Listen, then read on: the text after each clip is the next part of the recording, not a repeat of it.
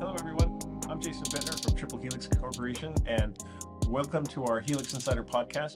I'm joined in studio today from two of my teammates, senior developers Sam Sheldon and my systems engineer Sean Coover. Welcome to the studio, guys. Today, we're going to talk about the history of operating systems. We all know we have one, and we all either love or hate them, but for good, right, wrong, or indifferent, they are a very integral part of our lives in terms of our computers and our operating systems and what we do every day.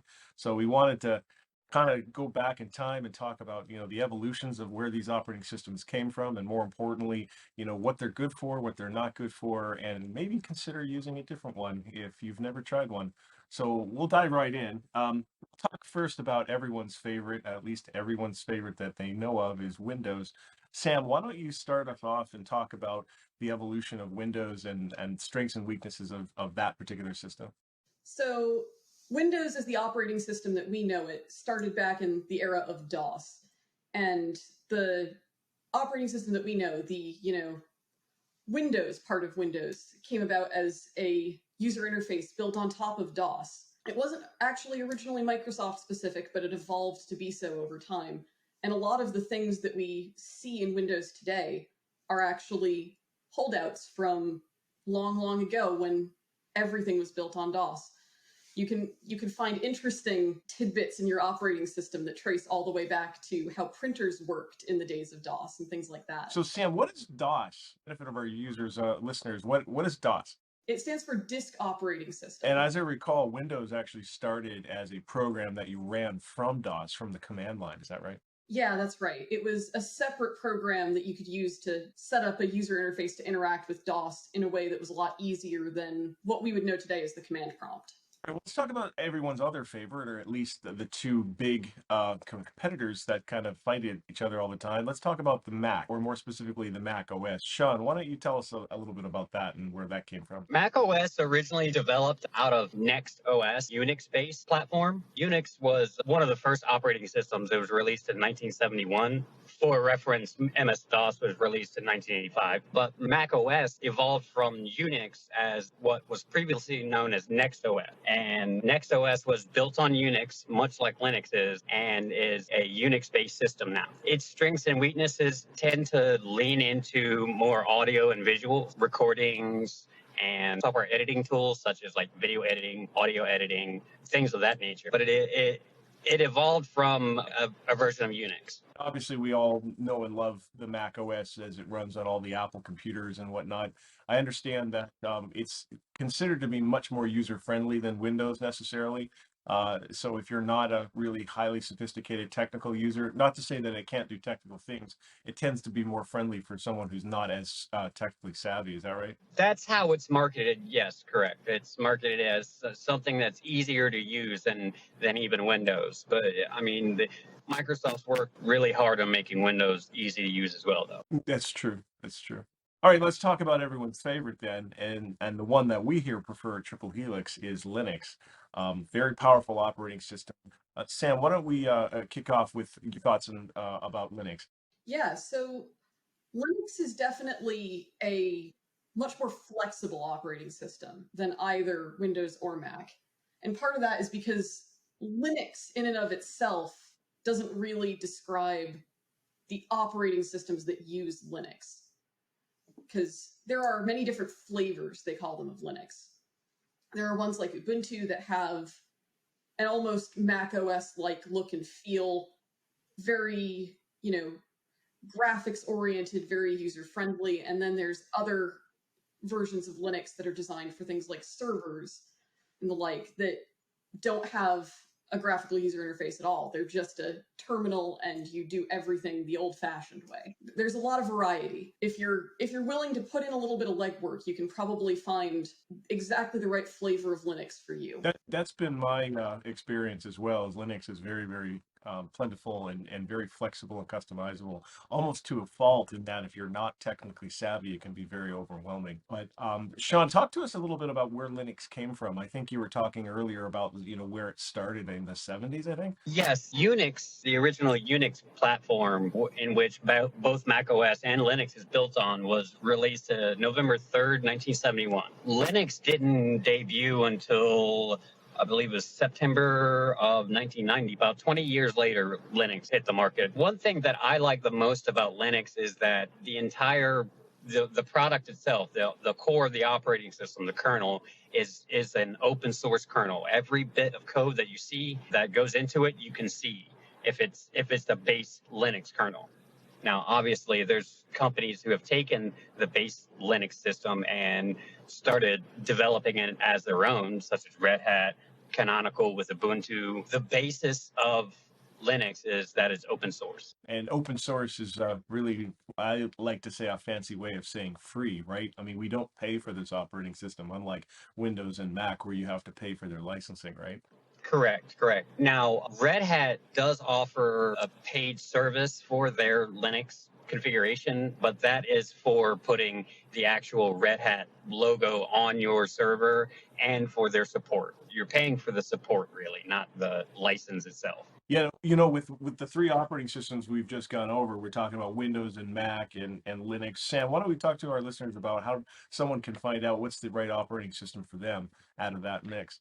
So obviously the first consideration is if you're in a work environment, what are the requirements for your work environment? If you're in an office where everything is run through Windows Active Directory and all the back-end stuff is running on Windows, your workstation is probably going to be Windows, and there's not going to be a ton you can do to change that.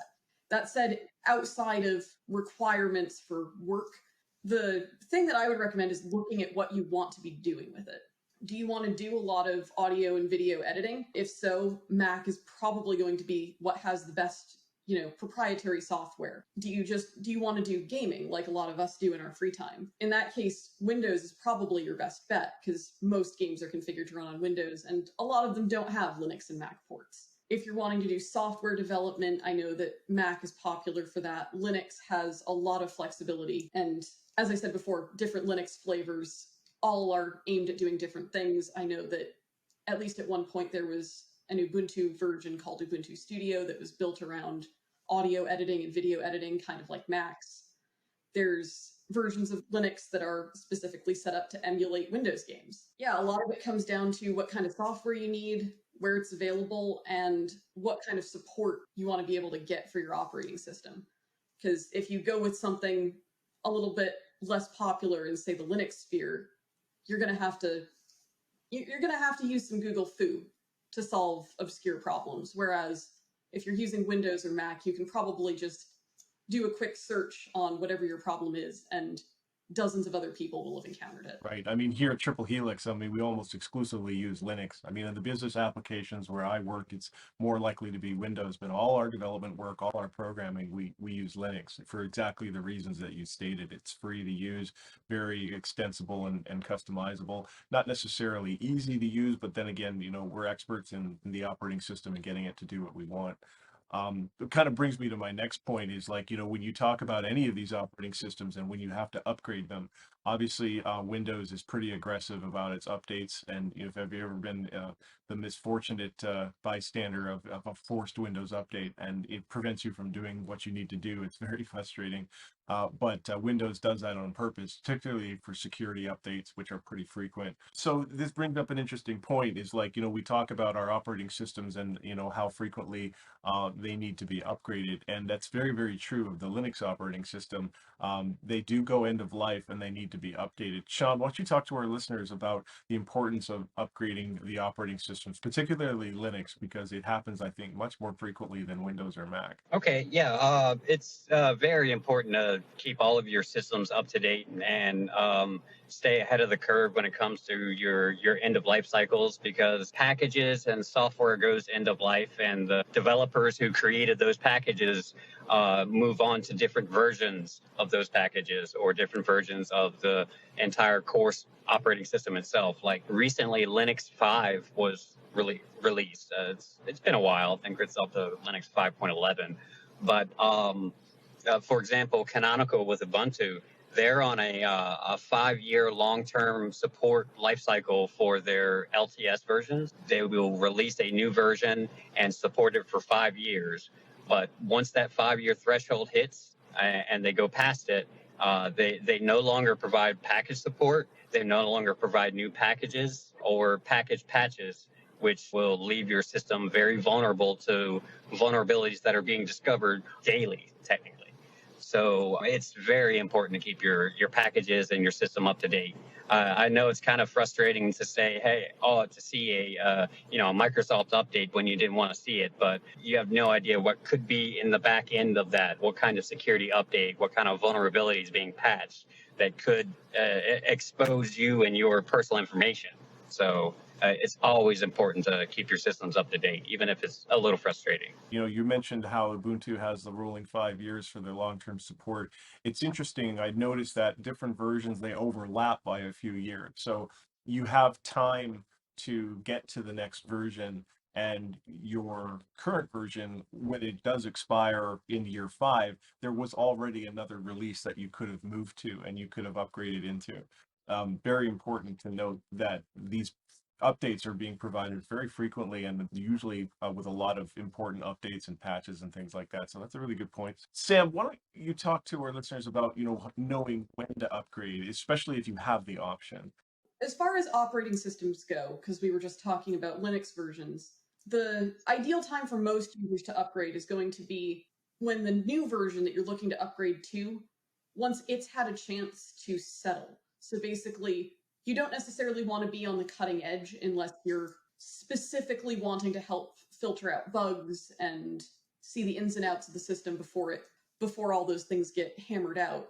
You don't want to be the one who's finding all of the workflow breaking bugs in an operating system for the most part. So give it a little bit of time, maybe 6 months, let it settle out, and that's usually a good time to upgrade. But yeah, you usually want to do it before it's dire for your current version, but after the next version has had a chance to shake out and settle in. That's an excellent point, because I think a lot of our listeners here right now will notice that if they're running on Windows 10 specifically, Microsoft have been pushing the Microsoft Windows 11 upgrade pretty heavily. And occasionally you'll bring your computer online, it'll pop up and say, hey, Windows 11 free upgrade. You want to upgrade now? And they're kind of pushy about it.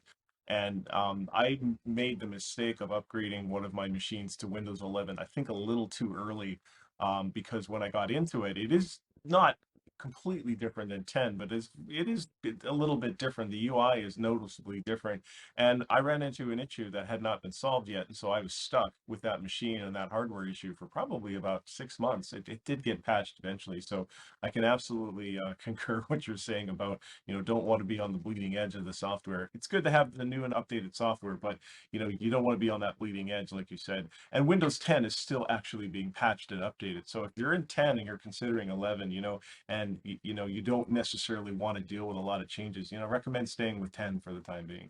The other factor that it's important to consider when you're looking at upgrades, and this is why it's important not to fall behind, is the older your version gets, the less support you're going to be able to get. Because technologies, phase in and out, things improve, and as Sean mentioned, developers move on to newer versions. If you're still running on, say, Windows 7, the only support you're going to get from Microsoft is telling you to move up to Windows 10. That's the only thing you're going to get from them. And this is true for software too. And I know that, Jason, we do a lot of ERP analysis tasks for clients, and old systems are often a problem. If you let it go for too long, it gets harder and harder to upgrade because you're having to go through all of those upgrades all at once. That can be a challenge. And if you have old technology that you're still using, you might run into cases where it's not compatible with new technology. We've had that happen, actually. We've had to find workarounds for systems that are too old to connect with newer technology, which is always awkward and difficult, and can be avoided if you upgrade regularly and keep your operating systems and software up to date. That's an excellent point, especially with browser standards. We've run into issues where an older server and older software just wouldn't run on a modern browser, and it caused pretty significant issues. I remember. That's a very good point. All right, well, this has been the history of operating systems, and I want to just get some final feedback from my two guests here. Sean, before we wrap up, any final thoughts? On the note of when to upgrade, I definitely concur with both of you. Definitely want to wait 6 months to a year after a new operating system been released before you upgrade to it. That'll let all the bugs settle out, unless you're willing to commit to helping the company with that, because there's always bug reports. Pre-beta testing, right? Sam, same question. Any final thoughts for our listeners? I think my final thought would be that there is no one-size-fits-all correct operating system for anyone. There's pros and cons to all of them, and the best thing you can do is pick the one that's right for you, and that might be two operating systems. You might need two computers, you might need to run two operating systems on the same computer. There's no one-size-fits-all, so always good to look around and do your research. That's an excellent point. I think many of us do run two operating systems for two different reasons and various things that we need the computers to do. That's a really excellent point. Well, hey, I want to thank my two special guests today, Sean Coover, my senior systems engineer, and Sam Sheldon, my senior developer here at Triple Helix. And this has been the history of operating systems. Till next time, thanks everybody. Bye.